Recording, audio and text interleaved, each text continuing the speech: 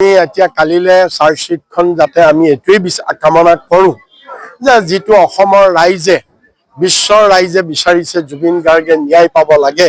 কালিলে চাৰ্জশ্বিটখন এনেকুৱা এখন চাৰ্জশ্বিট হওক য'ত অসমৰ প্ৰত্যেকজন ৰাইজেই যাতে আশ্বস্ত হয় যে এইখন চাৰ্জশ্বিটৰ যোগেদি আদালতত জুবিন গাৰ্গে ন্যায় পাব, তেওঁৰ অনুৰাগীয়ে ন্যায় পাব আৰু জুবিন গাৰ্গৰ হত্যাকাৰীয়ে উচিত শাস্তি যাতে পায়। তেনেকুৱা ধৰণৰ এখন কটকটীয়া ত্ৰুটিমুক্ত এখন চাৰ্জশ্বিট কালিলে আমি দাখিল হোৱাটো বিচাৰোঁ আৰু ৰাজনৈতিক স্বাৰ্থৰ ঊৰ্ধত থকা এখন চাৰ্জশ্বিট আমি বিচাৰোঁ। বিজেপিৰ বহতীয়া যাতে নহৈ সম্পূৰ্ণ নিৰপেক্ষভাৱে আইনসন্মতভাৱে যাতে চাৰ্জশ্বিটখন হয়, আমি সেইটোৱে কামনা। সেইটো মুখ্যমন্ত্ৰী তেওঁ কি কয় তেওঁ নিজেই নাজানে।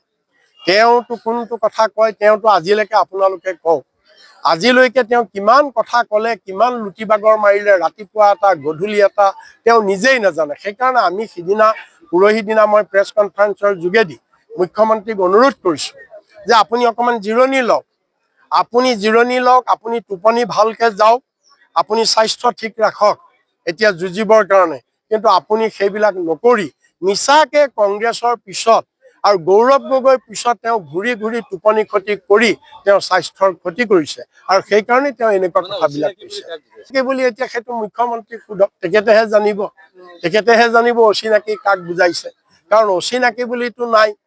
আপোনাৰ মাটি বিক্ৰী কৰিলে এটা প্ৰক্ৰিয়াৰ মাজেদি বিক্ৰী হয়। আজিকালি এইটো আগতীয়াকৈ পাৰ্মিশ্যন ল'ব লাগে। পাৰ্মিশ্যন লোৱাৰ পিছত সেই মাটি ৰেজিষ্ট্ৰেশ্যন হয়, তন্নকে পৰীক্ষা হয়।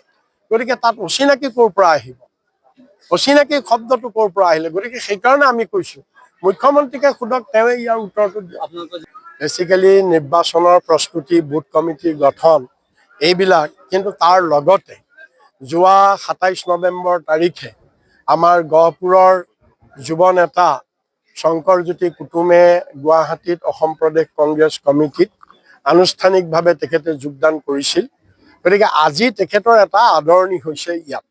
২টা ব্লক কংগ্ৰেছে তেখেতক এটা আমাৰ পৰিয়াললৈ গুৱাহাটীত জইন কৰিছিলে যদিও ইয়াত আমাৰ পৰিয়াললৈ তেখেতক আদৰণি জনাইছে আৰু লগতে শংকৰজ্যোতি কুতুমৰ যিসকল ফলোৱাৰ, যিসকল তেওঁৰ অনুৰাগী, সেই অনুৰাগীসকলেও ইয়াত আজি যোগদান কৰিছে। কিছু সংখ্যকে, চবেই নহয়, বাকীবিলাকে পাৰ্ট বাই পাৰ্ট কৰি থাকিব।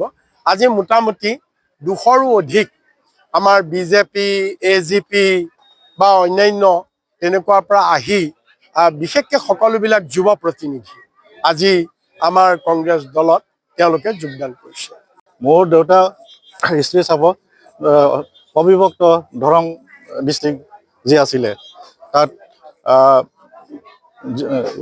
যুৱক কংগ্ৰেছৰ ছেক্ৰেটাৰী আছিলে। বহুত বছৰ ধৰি যুৱক কংগ্ৰেছৰ দায়িত্ব পালন কৰিছিলে আৰু মই তেখেতৰে পুত্ৰ। নহয়, জাষ্ট মই আক্ৰান্ত সৈনিক। আমাৰ সমীকৰণ আছে। যিহেতু আপোনালোকে জানে যে বিগত নিৰ্বাচনবিলাকতো 40,000 সমৰ্থক লৈ পেলাই মই বিজেপিক জিকাবলৈ সক্ষম হৈছিলোঁ। গতিকে আজি মই নাই, আজি সেই বিজেপিত মই নাই। তেখেত যিজন কেণ্ডিডেট আছিল, যিজন আছিলে তেখেত কেণ্ডিডেটে আছিলে, তেখেত নেতা নাছিলে। আমি তেখেতক বিধায়ক বনাইছিলোঁ, জনপ্ৰতিনিধি। তেখেত কিন্তু বিজেপিৰ নেতা নহয় আৰু অসম গহপুৰৰ নেতা নহয়।